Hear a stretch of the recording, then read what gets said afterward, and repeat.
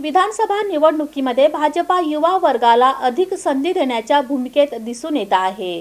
जनमानसातील चेहरा अशा निकषावर शहर मध्यमधून देवेंद्र कोठे यांच्या नावाची चर्चा दिसून येत आहे।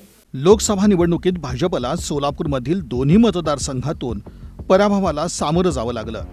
ही बाब पक्षानं अधिक गांभीर्यानं घेतली आहे। विधानसभा निवडणुकीत असा पटका बसू नये, शिवाय महायुती म्हणून जिल्ह्यावरील पकड कायम राखण्यासाठी भाजपनं आपल्या मोर्चे बांधणीला सुरुवात केली आहे। यातून अनेक बदल येत्या दिवसात इथं दिसतील असा दावा करण्यात येतोय। महत्त्वाचं म्हणजे विधानसभा निवडणुकीसाठी युवा वर्गाला झुकतं माप देण्याचं स्पष्ट धोरण दिसून येतं। यानुसार शहर मध्यसाठी देवेंद्र कोठे यांचं नाव आतापासून विशेष चर्चेत आहे। देवेंद्र कोठे हे उपमुख्यमंत्री देवेंद्र फडणवीस यांच्या जवळचे समजले जातात। नुकत्याच झालेल्या विधानसभा निवडणुकीत त्यांनी कट्टर हिंदुत्वाची भूमिका घेतलेली होती। त्यांनी पालिकेत नगरसेवक म्हणून काम केलं असून लोकप्रतिनिधी म्हणून त्यांना मोठा अनुभव आहे। राजकीयसह सामाजिक कार्यावर त्यांचा भर राहिलाय। नुकतंच त्यांनी शहर मध्यमध्ये महासेवा शिबिर घेऊन आपल्या कार्याची झलक इथं दाखवून दिली। कैलासवासी विष्णुवंत कोठे आत्मतृप्ती योजनेतून निराधारांसाठी त्यांचं मोठं कार्य दिसून येतं।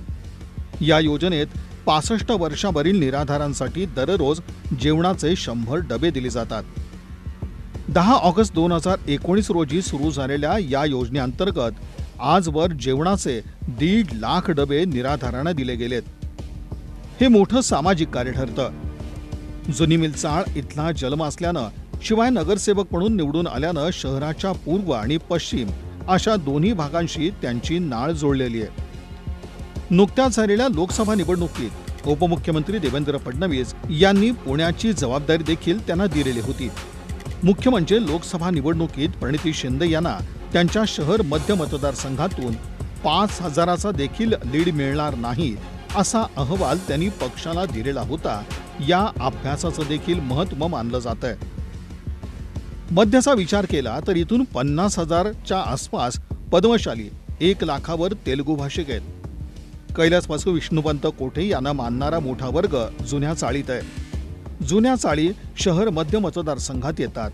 या मतदारसंघात कोठे यांचे नातेवाईक माजी महापौर श्री कांचना यन्नम, अविनाश भोमड्याल, विनायक कोंड्याल नगरसेवक आहेत। इथूनच अपक्ष म्हणून निवडणूक लढवलेल्या माजी महापौर महेश कोठे यांना 30,000वर मतं मिळाली होती।